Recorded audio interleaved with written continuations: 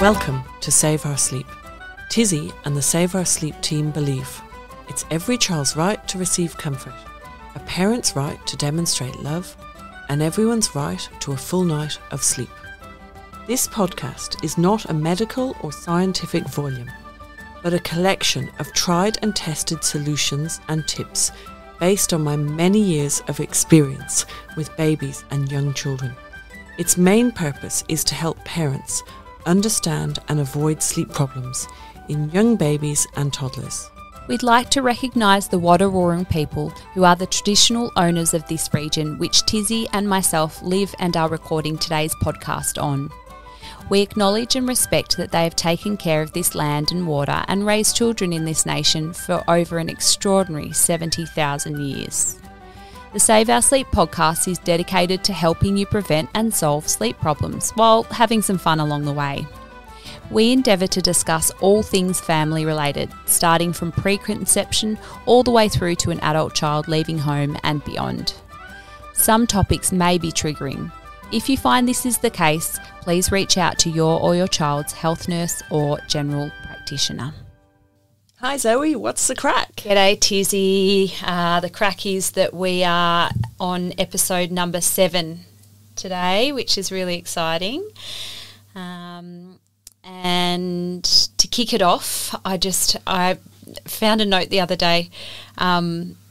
We were talking on the phone. I have no idea of the context of this, but I had a note to ask you about the hat. I hope you will remember. I remember about the everything. hat, but I can't remember what we were talking about. And I said, I've got to tell you about the hat. Yes. I'll tell you later. I didn't mean I'll tell you on a podcast. Oh, okay. I just meant I've got to go. I'll tell you later. Okay. Well, I don't know. Is it appropriate? I'm about to have a bit of a bitch about Nathan. Is that appropriate? Nathan, if you're listening this week, we love you, please Nathan. switch off. You're the world's best husband. No. But I'm about to tell the hat story. Okay. You might not think it's bad. I don't know. Okay, the hat. So what happened was, Dara had a beautiful hat. It was made by a beautiful organic clothing company in Australia, and I loved it. And it was blue with green, yellow and brown stripe across it. And it came down over the ears and it tied under, I don't know, beautiful hat. Anyhow. And we were in France at the Tour de France. Well, we don't always, we spent our first few years as parents at the Tour de France in Nigeria. Well, it's because, you go back to when my kids were babies, and that's what we did. As soon as they started school, we do nothing except go to school, come home from school, go to school, come home from school. Anyway, we were in France at the Tour de France. We were in Paris, and Cadell must have come second, and Dara must have been about... Well, let's work it out. So Dara was born in January, let's say. So the whole of January, February, March, April, May, June, July. So he was 7 months old. Mm-hmm. But he was 3 months prem, so he was probably the size of a 4 or 5 month old. Mm-hmm. But he was a big boy. All my babies were big. Anyhow, he had a hat, beautiful hat, and I lost it. Okay. I lost it. Yeah. So I'm in Paris, and I'm looking for this hat. And he was wearing it in the morning, and we hadn't been to many places. So I thought, it's going to be easy to find. So I started looking for the hat. So I walked back, the whole thing, didn't find it, went in all the shops we'd went in, not shops, we went in a cafe and we went in Häagen-Dazs. Oh, Häagen-Dazs. Wow. You never used to be able to get Häagen-Dazs or Kerrygold in Australia. Yeah. Now you can. I've got no reason to go back to Ireland or France. And... went to the Häagen-Dazs place, went everywhere, couldn't find the hat. Looked and looked and looked, walked. I must have gone out 3 times looking for this hat, and I was really upset. Do you ever get really upset when you lose something? All the time. Yeah, and I lose things often too. So I was really, really upset that I'd lost this hat. And he had bought Dara a different hat in Paris, and I don't even know why he needed a hat, because it was summer, but I don't know. Maybe because when you go to the Tour of France, you go up mountains. Well, you do actually, because you go up to the top of mountains and there's snow, and the thing freezes, the engine in the car, our friend's car froze because it was so cold. Anyhow, so couldn't find the hat, gave up looking, really sad, came back to Australia, and luckily, they still had some online. Right. So I bought a replacement hat. And it arrived, and I put it on Dara, and I went to go out in the buggy for a walk with Nathan, and Nathan goes, "Where'd the hat come from?" Oh, I think I know. And I go, "Why?" And he goes, "I thought I put that in a bin in Paris." I hate that hash. Oh, Nathan. Oh, that is so funny. So does that mean you never talked to Nathan about it, just thinking, well, he's not going to know I've lost the hat? He probably just thought I was getting fit walking. Oh my God, that's so funny. He couldn't get the hat to untie. Apparently he tied it under Dara's chin. He got really frustrated with it. He took it, I tied it so Dara wouldn't pull it off. Of course. Dara wanted it off. I'm the firm mum. Nathan's the soft mum. So Nathan thought, well, Dara doesn't like the hat. She keeps tying it on his head, so I'm just going to put it in the bin.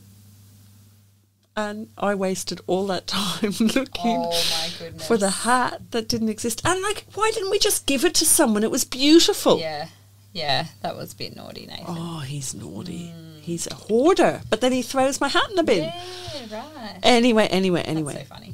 Do you want to know anything else about the Tour de France? Can I tell you how boring it is? I think last week or the week before? I was going to say. Yeah. So everybody has this romantic idea about going to the Tour de France and with your children, okay? I'm not very sporty, and you get a camper van and you go to the Tour de France and you drive, and then you park at the side of a mountain, and then about 1 o'clock in the morning, these massive trucks come up the mountain, hurling up the mountain, and your camper van's shaking, and you think it's going to like get blown off the side of a cliff because you're on the side of a mountain of cliffs. Yeah. And then they come up and they're tooting their horns, and you're trying to keep your kid asleep, your baby asleep, and then they put up all this railing, so you're now trapped in by railing, and you can't get out of the camper van. You can't let your child play because there's a railing on one side, or there's a road on the other side of the railing, or if he plays on the grass, he's going to roll down the cliff because it's a proper cliff, like you're on a cliff. And then, so you sit there, and then the highlight is like this van comes through, like all of these, ahead of the tour, this big procession comes through, and they throw things of free sweets and free fairy liquid and free toys and everyone's trying to grab them, you know, and you get them and you love them and they're brilliant. Okay. They come through, so that's about 1 hour. So you're on the side of a mountain for 48 hours. You get 1 hour, and your camper van is parked on a slant, and then your fridge stops working, all your breast milk is defrosted, your solids that you've made for your baby have all melted. You've then got to walk and hike and even hitch lifts to the nearest town to buy more food to come back and make food. Oh, yeah, am I painting a good picture? Then Not for me. Then you sit on the side of a mountain, you know, and the thing comes through. I don't know what the rally or something. They throw that's good.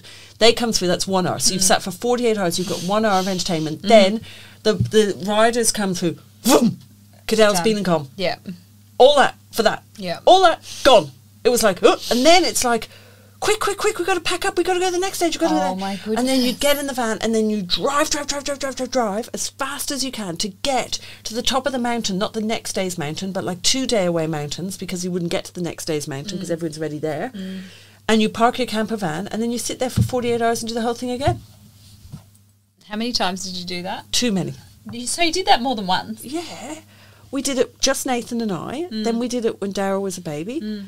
Then, because his godfather was running in, and it was running, he wasn't running, he was cycling. And then we did it, once we did it once with Killian, we did the Giro and the Tour with Killian and Dara, and then we did it once just Nathan and I, like, I don't know, too many, it sounds romantic, but it's not. Doesn't sound romantic. No, it's, when other people talk about going to Paris and going to the Tour de France, and although having said that, we did come back with a baby on board from the one when Nathan's friend won the Tour de France, and we actually couldn't even remember how the baby got on board. So that was interesting. That's how Kieran came about in a roundabout sort of way. Oh, that's great. Yeah. I mean, Kieran wasn't the baby, but it's how we ended up, because I lost that baby, and then all I wanted to do was have a baby, which is often what happens when you lose a baby. Yeah, so anyway, Tour de France. Let's move on. Love it. Right, how are you going? Yeah, I'm good. I'm really still boring. Cooking the baby? Still cooking the baby. Actually, one story that we haven't told our listeners was about was that that you were the first person that knew that I was pregnant. In fact, I think you even knew before I did. Can I tell the listeners that story? So that I gave you a positive pregnancy test. How? So I'd been trying to fall pregnant basically since the boys were born, because I just felt ripped off when they came so early, and I was ready for another one straight away. So 3.5 years on, and so quite often when you and I would chat on the phone, your first question would be, are you pregnant yet? But not because I'm being horrible. Like, I get that you don't get pregnant every time and you can't get pregnant every time. And I was actually being really supportive. Yeah, that sounds horrible. Of course, no. But it was in a supportive... Yeah, but it's different too, Tizzie. I don't think you have to explain yourself like that, because you and I are close and what we talk about is babies. So, but yet I didn't know that you weren't married. That's true, yeah. But we don't talk about marriage. We talk about babies. Yes. We're both baby obsessed, and that's all we talk about. And all I want to talk about is whether I'm pregnant or not. And all you wanted to know was whether I was pregnant or not. So, are you pregnant yet? And I said, it was funny that you'd asked, because I had done a pregnancy test. What had happened? No, I'd given you a tip. So let's go back a bit. So Zoe was trying to have another baby. I didn't know that. Then one day Zoe confided that she was trying to get pregnant. She was losing babies. I said, have you tried such and such? Zoe was like, no. I said, look, I think if you went to an obstetrician, they'd tell you to do this. I've asked my obstetrician, who's one of the top in the country, can I give people this tip if I really... And he's like, yeah, he thinks I know my stuff. And he's like, yes, you can. You really should, if you really truly believe it's such and such, yes. So I gave Zoe this tip. But then that's when I started asking, are you pregnant? Because I totally, truly, utterly believed that my tip would work. But then Zoe confessed that she hadn't done my tip properly because he wanted to talk to a doctor. So then you had said that you'd been and talked to a doctor and now you'd done... Then I started. Because then the doctor agreed that my thing could work. Yes. So then you did it. So that's when this was the first time you tried to get pregnant after. So I'm taking full responsibility for the baby, and when it's born, I'm having it. Yeah. I was nearly going to lend you Nathan because Nathan seems to be able to, every time we look at each other, we get pregnant. So I was nearly going to offer Nathan up at one point because I just wanted a baby in Zoe's tummy. Anyhow. So anyway, I had done a pregnancy test that morning. I don't know why. Was I? No, I had done it, and I was a day or two before my period was due. Can we just go back a minute? Yes. Zoe was doing some editing for me at one point. This was pre-using my stuff. Yes. My secret stuff that helps you. And Zoe thought she might be pregnant, and I had a new Mini. And we stopped work, jumped in the Mini, drove down the street with the kids, went to a chemist, bought pregnancy tests. I still have them at home in my drawer, and it was negative. It was, but it was fun. It was exciting. And we got one of each, the most expensive and the most cheap. Yes, and the kids had no idea what we were doing. We didn't tell them. So I'd done a test, but it was 2 days before my period was due. I set the timer, and... it was there was no line on there, I think. There was. Ultimately. There was a faint line. Yes, that was right. And then I...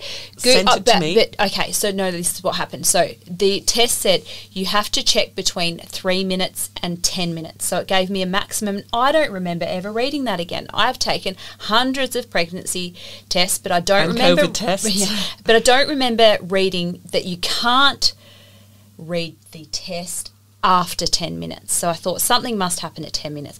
Well, 10 minutes had well and truly passed. It was half an hour later by the time I got back to that pregnancy test because I was too busy with Otto and Sid for whatever reason.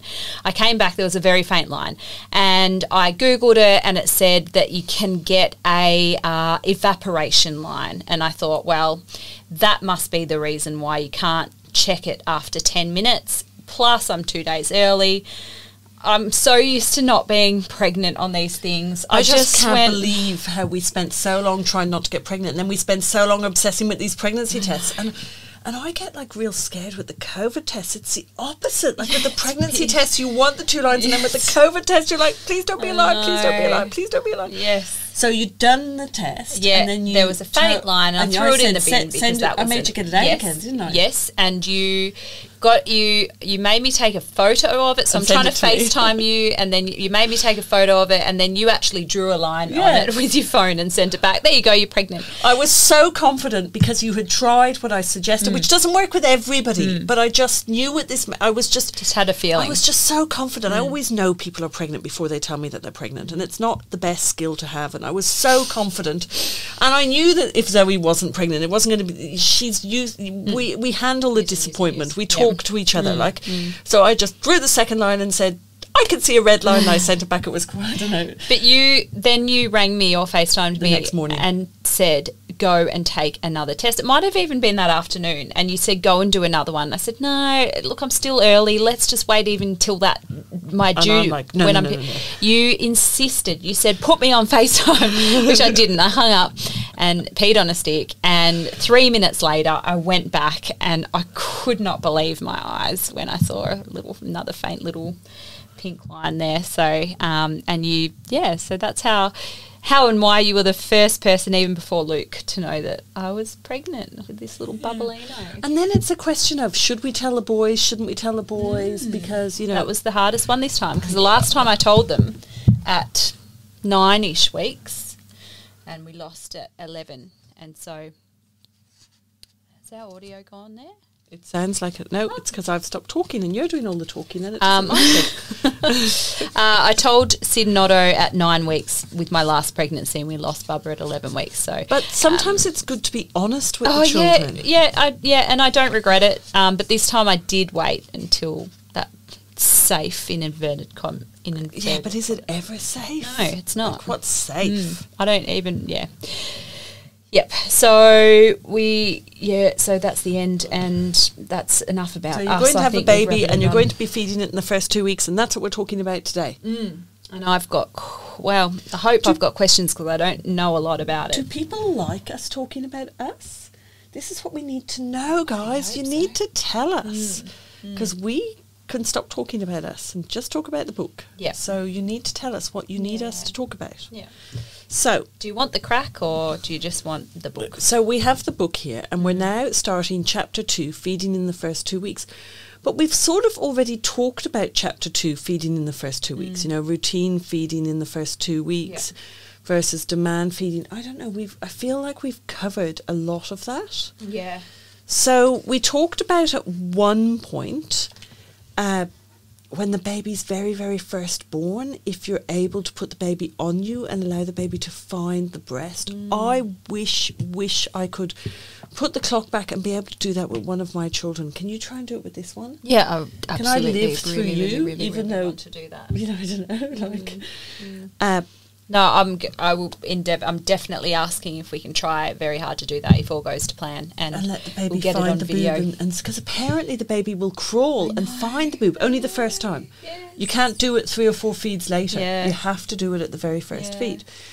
So let's talk about routine and demand feeding. So we know that in the ideal world you would demand feed, but we can't demand feed now because a lot of us, our very first baby is the very first baby we've been round. Like, years ago, grandmothers didn't work. They were there to help you. They did help. So, like years ago, a grandmother would come to visit you. Or live in the house or live in the house next door. Yeah. Like in Ireland, you'd have 3 or 4 or 5 families all living next to each other in the houses in Belfast and so on, and so it used to be that like your mum might see you for 3 or 4 hours every day. So when she gave you a little bit of advice today, you'd take it on. And then when she gave you a little bit of advice next week, you'd take it on. But now your mum might visit for 1 day every month. Yeah. Or even if you're like me, it might be 1 day every 6 months. And when grandmother starts giving you all this advice, it feels like interfering because it's too much advice at once. Yeah, because you're not just getting it from grandma anymore, you're getting it from everyone. So you don't learn the baby's feeds. The baby's cries. You don't learn the baby's cries. You don't learn that this is the baby's hungry cry, this is the baby's tired cry. So you don't have to follow a routine. You could demand feed. And the way to demand feed is to feed your baby when your baby cries a hungry cry. The routines are great if you start them at first so that you can learn the different cries. Now, it's really, really important to put your breasts on a routine in hospital the very first day, because otherwise, can I swear, your boobs are so mucked up that you can't actually breastfeed. It's painful and it's sore and it's agony. So you take your little finger and put it in your mouth and suck it for 25 minutes every day. Do that, Zoe. You know the way you did the experiment with the... don't do it now because you won't be able to talk. You know the way you did the experiment with Luke Swadley? You get Luke to get his finger every night for 25 minutes and suck it. If you suck your finger for 25 minutes a night for 3 weeks, you will see that finger will start to get sore and cracked and bleeding. Yeah. Why would you do that to your nipples? Yeah. Some cultures teach you to put the baby on each boob for a set amount of time and condition your nipples, right?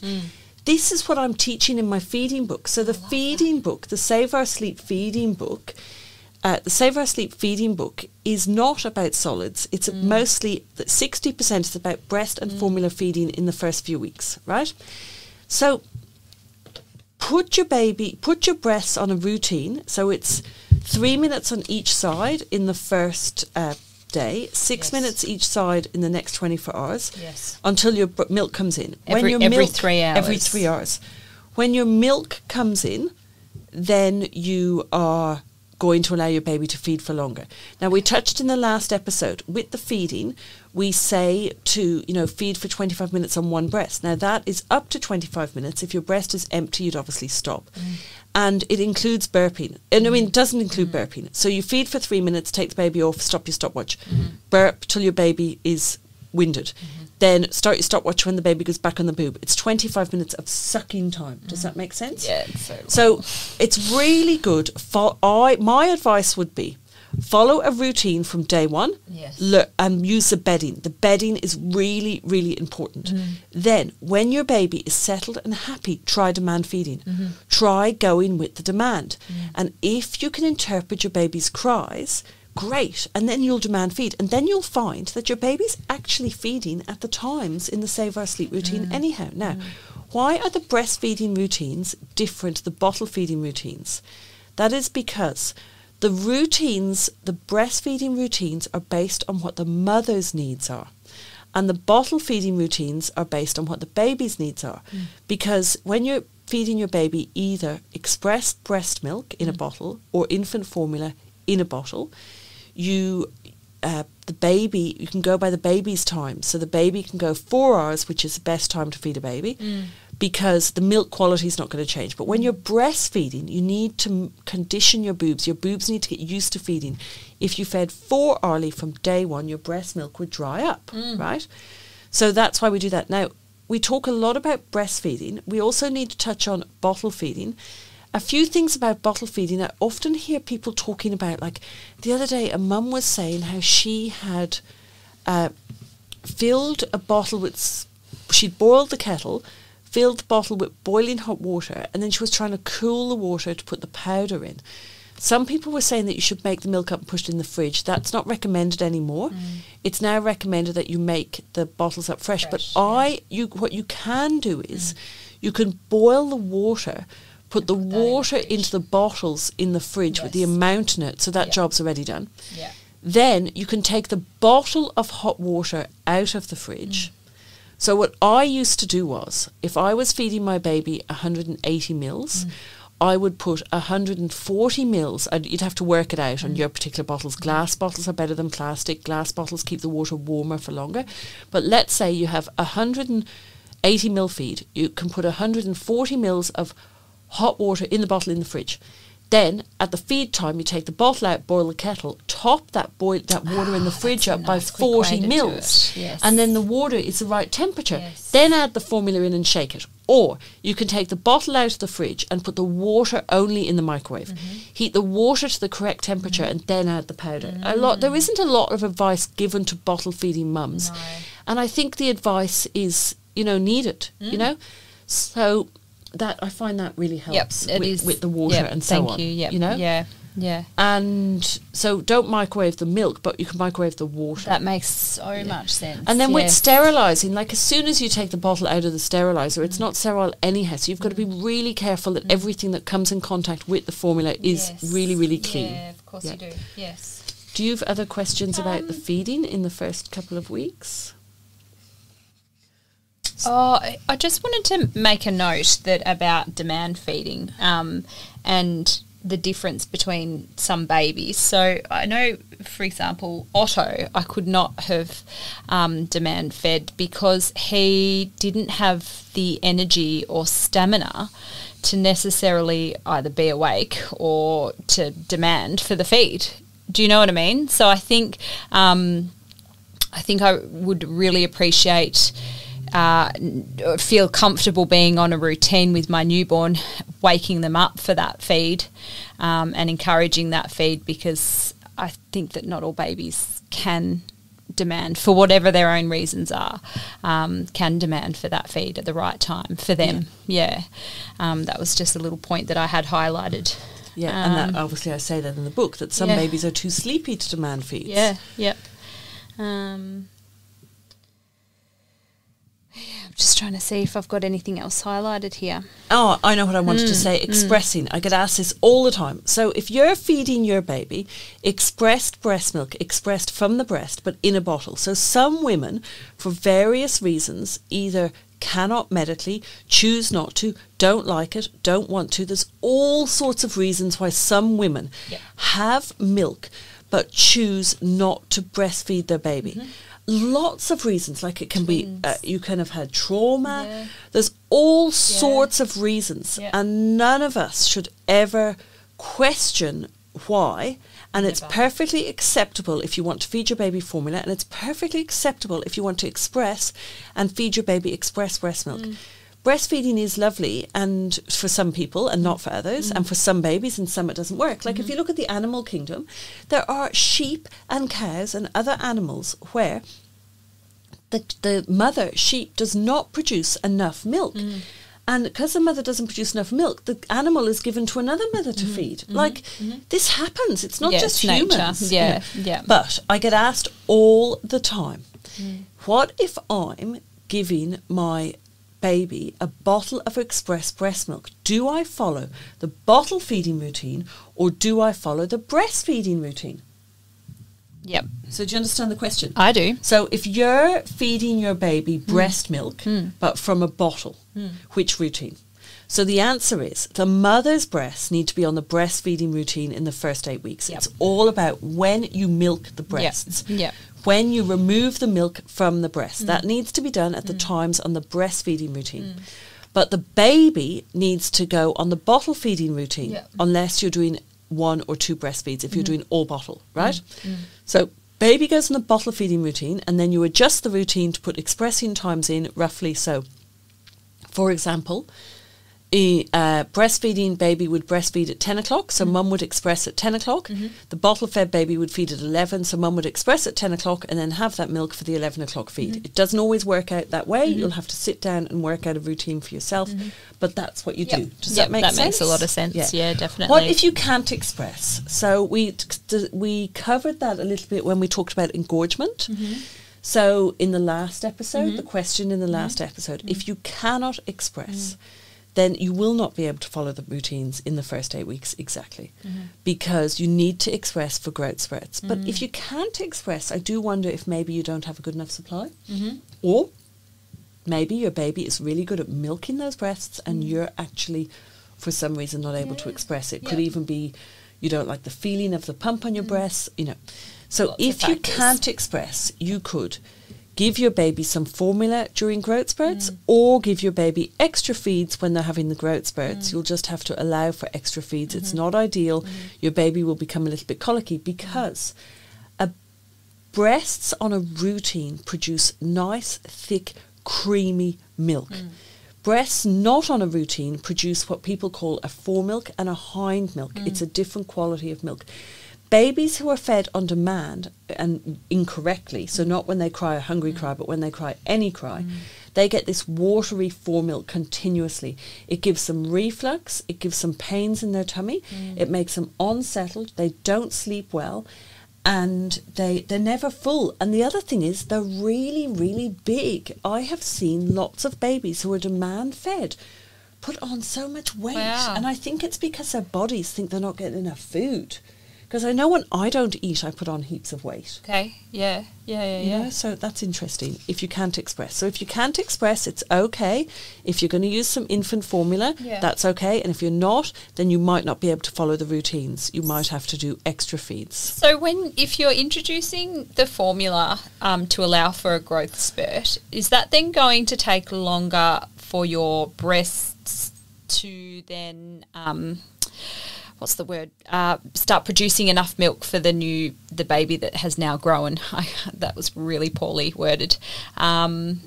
Yes. Do you know what I'm trying to say there? So Yes. if you're topping up, so you're telling your boobs that they're supplying enough milk. Yeah. Because you're not expressing and you're giving the formula to the baby, and the baby's having a growth spurt right now, and a week later they've had the growth spurt. It's then going to take your breast a bit longer to go, I need to produce a bit more here. Is that true? Yes. Yeah. Okay. So you just got to work through that. Be prepared for that. You would be putting so it's a good idea, even if you think that there isn't much milk coming out, it's a good idea to let the baby suck for a bit longer. Yep. Because it kind of fools your body into thinking that there is milk coming out, right. and will get you. Yeah. Bodies have a great way of adjusting. But needs. yes, you are right. Yeah. If you've been feeding on a routine and you don't express for the growth spurt, yes, it will take longer for your breast to catch up. Yeah. And am I right in saying sleep regressions? There's a well-known sleep regression, I don't know what age it is, which a lot of people talk about, and they don't necessarily have a reason behind it. But am I right in saying that you believe that one of those at least is because that's when the vast majority of babies go through a growth spurt and they're not getting... People talk about the 4-month sleep regression, the 6-month sleep regression, the 8-month sleep regression. Well, people who have followed Save Our Sleep from day one, done it correctly with all of the bedding, and started solids at 16 weeks. That's their babies don't have sleep regressions. Yeah. It's like they don't exist. So, and then people talk about leaps. Yes, and that's another word. Leaps. But leaps are just needs. Like, so a baby of 1 week needs this. A baby of 2 weeks needs this. Like, so they're not. This isn't happening because of leaps. Like, it's happening, and sleep regressions aren't happening. They're happening because the baby's needs aren't met. Yeah. Like the baby's just growing and developing, and its needs aren't being met. If your needs are met, then they don't have sleep regressions. A sleep regression at 8 weeks is because they've started daytime sleep cycles. A sleep regression at 16 weeks, 4 months, is because they're hungry and they don't have enough iron in the body anymore. A sleep regression at 6 months is not because they're teething, it's because they're starting to sleep in nighttime sleep cycles. Yeah, that's right. Yeah. So... And I love that, and it brings us back to that Save Our Sleep is not about sleep training. Here, you are preventing these regressions. Yeah, that's pretty clever. And let's get away from sleep training and let's prevent sleep problems by feeding correctly. Yeah. And feeding your baby until they're full. That's the other thing. So if you're breastfeeding, you should feed your baby until they're full. And so many people say, my baby's screaming, I've got to use a dummy, they're screaming, like I gave them 120 mils, and like why do people say that a baby's tummy is the size of a pea? How is a breastfed baby's tummy a different size to a bottle-fed baby's tummy? How? Yeah. Were Otto and Sid's tummies different sizes because one was breastfed and one was fed with express breast milk in a bottle? No. So these people say that a baby's tummy is the size of a pea, right, or the size of an acorn when it's born, and that's all the breast milk it needs.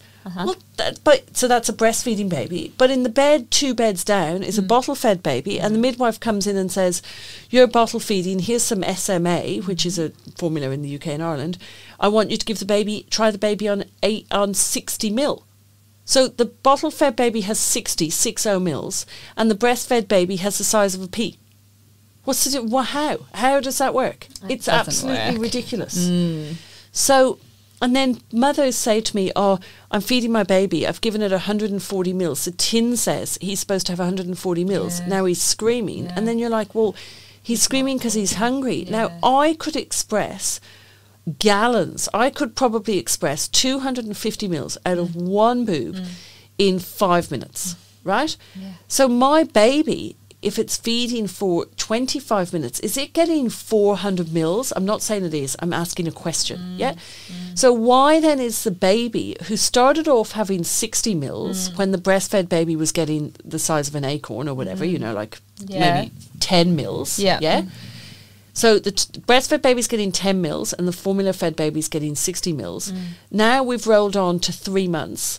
The breastfed baby's getting 25 minutes sucking time, which could be giving it 200 or 300 mils or even 180 mils. And the bottle-fed baby's only allowed 120 mils. Doesn't make any sense. Why? Does it? Yeah. You feed Just your feed baby regardless. until it's full. Breast or bottle. Breast or bottle. Until And they if your no baby longer is sucking. Yes. And if your baby is an O, or until they're vomiting.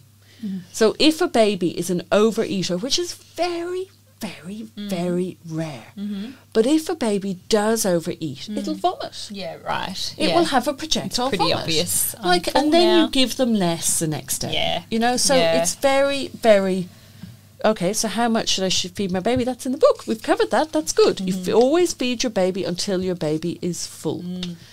And sterilising, that changes all the time. It depends where you live and how clean your house is and if you're using soap, if you're using breast milk. A lot of midwives will say that you need to be extra careful with formula milk. I don't know the reason exactly. Well, I suppose breast milk's got antibacterial in it. Yeah. You know? So whether you're using breast or bottles for formula, etc., you know, follow your local maternal health nurse. When your maternal health nurse comes to visit you, or your child health nurse, health visitor, depending on where you're listening from, or your plunket nurse in New Zealand, ask them what you should be doing, because they'll look at your house and they'll be pretty quick to know what you should be doing. Sure. Sterilising, etc. You know, how long and that so sort of thing. Yeah. I think that's us covered on the food and feeding in the first 2 weeks. Yep. So let's have a reader's question. Do we have a reader's question? Well, I will have one here somewhere. Let's hope that you've got a reader and an answer for. Do we have any more reader's questions? You just ask it. So, I don't have the name of this person. Shall we pause?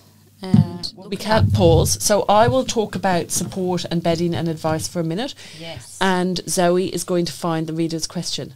We're allowed to do this because I watched them do this on a Royal podcast the other day where they stopped and looked up how many followers they had on TikTok. Now, before we end, please remember, the reason for this podcast is to try and prevent sleep problems. I want you to get all of your pregnant friends to start watching these podcasts before they have their baby. I no longer want to solve sleep problems. I want to prevent sleep problems. Prevention. So come along to the website, get the correct bedding. In our last episode, we talked about how the Save Our Sleep mattress may be slightly softer, even though it's firm and safe, than other mattresses on the market and flathead syndrome. And someone's been and had a look at it for me and said, yes, the way it is made, it is still firm, but it's got lamb's wool. Now, lamb's wool is dangerous and a SIDS risk if you put a lamb's wool or sheepskin in your cot. But we have magically put it underneath the layer of cotton, organic cotton. And that apparently helps with the flathead syndrome. So not only is the Save Our Sleep mattress, are you going to use the Save Our Sleep mattress? Or you can't because you've got oval cots. Oh no! I just said to Luke the other day that we're going to have to get a normal cot. Oh, because do you know what I cot need one you of your need? mattresses. Do you know what cot you need? A free one off Marketplace. No, one off Tizzie. Have you seen my retro cot that I had for Kieran? No. Yeah, you saw it in the hub.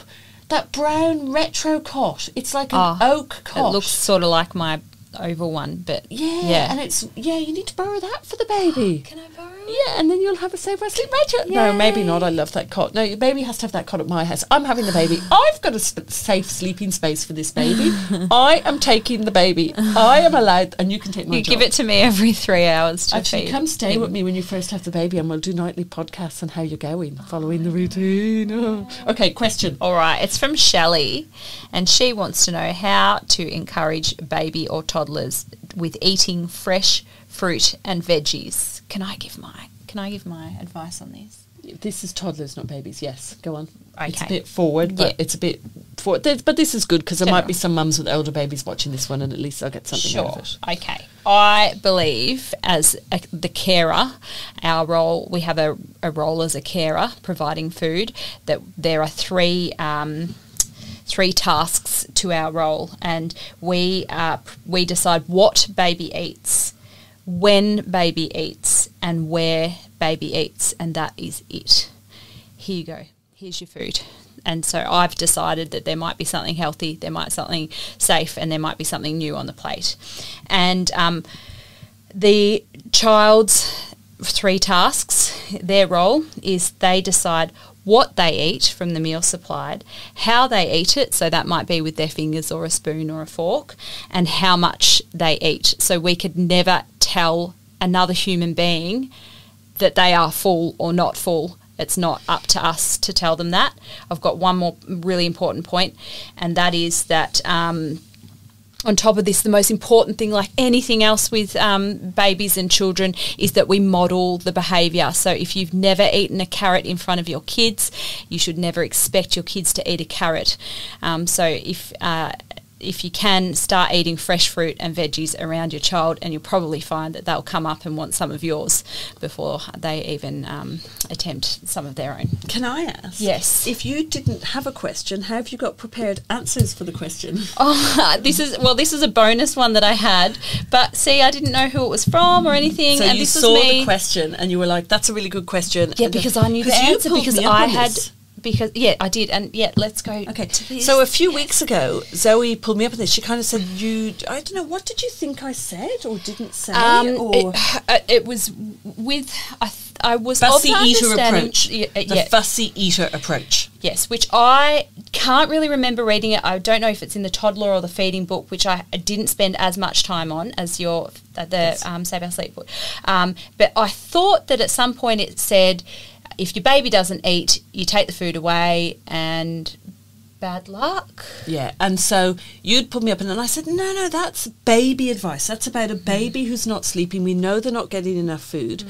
And it's about where people have done baby-led weaning and so on. So they've tried baby-led weaning, it hasn't happened, the baby's hungry, it's not sleeping, it's hungry, and you're on this endless circle. That's different to a toddler and trying to get them to eat food. So I worked if you go to my Tizzie Hall Facebook, you'll find there's a link to it at some point called No Tubes. It's in Switzerland. It's an amazing place. It's where children from all over the world go to have their feeding tubes removed. You'd love it. I've got to send you a link.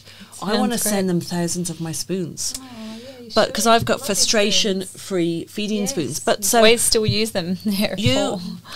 It's a place where they just go and they just put all the food down and they take the tube. Some of the children, they stop tube peg feeding them. So they peg feed them 6 times a day, and then they go to peg feed them 5 times a day, and then they peg feed them 4 times a day. And then they slowly remove the amount of food they get in the peg. And then the kids don't like food. They won't touch food. They won't eat food.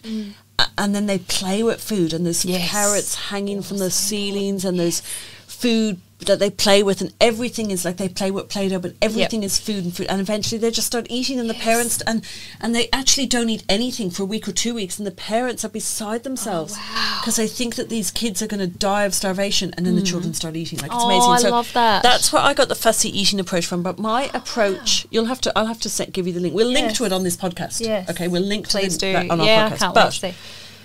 My approach with toddlers is there's a couple of things I don't like parents doing. It's like, eat everything on your plate and you can have dessert. Go and eat the carrots. Why aren't you eating the carrots? Oh, don't you like the carrots? Why aren't you eating the carrots? Like, then you're telling them that there's something wrong with the carrots because you keep pointing out the carrots. Yes. I say, if you've got a child who doesn't eat, you set them up with what they can achieve. Yes. So you give them so you put a plate down in front of them.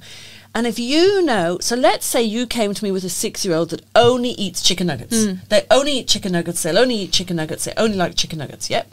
I say, get them the chicken nuggets. Put 3 chicken nuggets on the plate, even though they normally eat 12, and then give them a tiny pea and a tiny carrot. Tiny. And say to them, you need to eat all of 2 things on the plate. So you need to eat. You don't tell them what, you just say, you need to eat all of 2 things on the plate. It's your choice. Yeah. So you can eat the pea and the carrot, and then I will give you whatever their currency is. So it might be a yogurt, it might be the other 5 chicken nuggets, it might be a bag of crisps. Like, it's got to be something that they will want. Yeah. Not necessarily a dessert as in an ice cream, but if you need to do that to get them eating, do that. Like something which they like. Or you can have ketchup with your nuggets or something. Like, you need to eat 2 things on the plate. You can eat the pea and the carrot, or you can eat the carrot and the 3 nuggets, or you can eat the 3 nuggets and the pea, right? But don't put 20 peas down and don't put 50 carrots down. Then, when they eat the nuggets and one other thing, which might not happen the first day, so the first day, fine, that's it, mealtime over, you're not getting the second course, they've had something to eat, Then then one day they'll eat the 3 nuggets and the 1 carrot.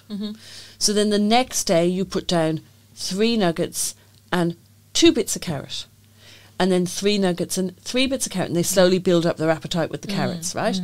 Then you will find something else that they eat. They might eat mashed potato. So then you might put mashed potato, carrot and peas down. Now they have to eat 2 things to get their whatever their currency is. And that, but you make it so that they can achieve it. Yes, you've got to take the pressure away, because ultimately eating is a social construct. It's not, it should be an enjoyable and time. Can I just say that babies, look at a baby. So we're going to end on this note where we're looking at a baby, and a baby is tiny. It's 3 kg, 4 kg, 7 pounds, 8, 9 pounds. It's tiny. It grows and grows and grows and grows and grows for the first 18 months. Grows. Yes. Then they reach, they'll reach 18 months or 2 years. They're not growing. They don't need food. They don't need milk. Yes. They go from needing so much yes. to needing so little. True. So take many the pressure people off yourself. contact me with small babies, upset and complaining because their child eats 10 times more than every other child they know. And I tell them, when your child hits 2 years old, you will be the same parent contacting me because your child eats nout. Nothing. That's right, And children are the best regulators of their own food. Absolutely. And if they don't eat, it doesn't mean that they're going to be up all night when they're 2 years old. Okay? Right, And then what was the other thing that just suddenly came to me that I thought I wanted to share about? I don't know, something, what we're talking, food, and it's gone. There was something else I was thinking how we sort of did it differently. I should have interrupted myself, but then I tried to stay on the one subject. That's the problem, isn't it? Well, I think that we've pretty much covered it. I think take the pressure off yourself and the baby or the toddler, I think, is a really nice thing when we're talking about food. Just trust your child that they'll eat until they're full enough, until the next meal time, which is usually only hours away. Yeah, exactly. And it's annoying me. What was I going to say? Are you going to find it before, or should we start saying goodbye and then it'll come to you? Yes. So we will see you in... It's really going to upset me now that we're ending this podcast right when I had something really important. Right on the tip of your tongue. So let's just quickly revamp on what we were doing a second ago. So we were talking about food. We were talking about giving them the food, what they were, letting them choose what they're going to eat off the plate. And a reward, not a reward, but that next. Yes, and it's just disappear, and how they grow and grow and grow and grow. I know what I was going to say. Got it. Here it is. Dun, dun, dun. This is really interesting. This is something I'm begging any mother out there who has time. We waited for this. It sounds good. It is good. I do not have time. This is something I have always, always, always wanted to do, and I have not achieved it. Okay. Did you know that babies and children don't grow over time? They grow at once. Did you know that when you have your baby and your baby is like 6 months old and you have them in clothes, 6 month clothes, 6 month clothes, and then one day you go to put them in the clothes and all the clothes are too small for them, but you go to put them in the next lot of clothes you've got and they're too small as well, and you feel like they grew overnight? Yeah. Well, they did. What? Okay? Yes. Did you know that babies are this size, this size, this size, go to bed one night and wake up and they're this size? And then they're this size, this size, this size, go to bed and they're this size. The same with children. Don't Google it. Do an experiment. I want you to go home, you or somebody who has time, Okay, and this might that's be not something me. that you want to do. Yep. Yeah. I want you or somebody. So let's take Sid or Otto or someone else out there with a toddler. Yeah. And I want you to find somewhere in your house, and I want you to measure your child Every day. every single day. Yeah. And you will see that one day they are X amount of centimetres, and the next day they're 3 centimetres taller. And that's why they wake up in the middle of the night in pain. Yep, And that's what that's growing what pains doing. is. Yeah.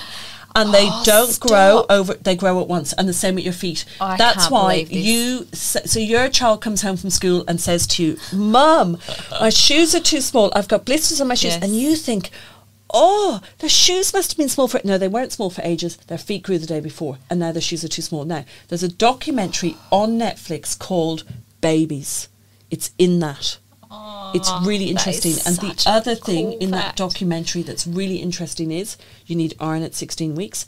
And the other thing that's really interesting is they talk about cows, and they talk about how they've done all of this research. And I was trying to convince, camping at Easter, I was trying to convince a horse vet of this, that a cow who gives birth to a female calf produces more, in her first pregnancy, produces more milk than a cow that gives birth to a male calf in the first pregnancy, whatever, a bullock, yeah? And then if she has a second female cow, she produces even more milk. I want to know if that's the same with a woman, okay? Does a woman produce more milk if she has a female baby? And what's so about the cows? And then, so that's why they now put female sperm into cows artificially to make more female calves. Isn't that disgusting? Anyhow, let's end on that note that we're dairy cows again. Podcast 7 is now over. Watch Netflix, Zoe, and let me know. Have you got Netflix? Yeah. Okay, watch the documentary Babies, and you'll Yep. find out, and then you can do the test and you can see if that's a true fact. I love it. It's so strange. That's really, really cool. Thanks for finally letting that back into your head and sharing it with us. It's great. Growing. It's really cool. Yes. Well, thanks everyone for listening for another week. And is there anything else that we need to say before we send off? We did already. We talked already. Goodbye. See you all next week. See you then. Bye. You have been listening to the Save Our Sleep podcast, brought to you by the International Baby Whisperer Proprietary Limited. You will find more information about the Save Our Sleep philosophy, product support, and how to watch the mini clips that accompany this podcast at saveoursleep.com. You may find the Save Our Sleep social media accounts by searching Tizzie Hall on Instagram, Facebook, and Twitter. Please subscribe to my YouTube channel for all my how-to videos and to watch the podcast. If you enjoyed this podcast, please rate the podcast and share it with your friends. I would like to thank Zoe Starr for co-hosting, Ben at Fundamental Studios Geelong for the amazing podcast recording room, Nick Dale at Primer Films for this production, and most of all, you, the listeners. Without you, there would be no reason for this podcast. Please enjoy, stay safe, and Zoe and I will look forward to chatting with you again next week.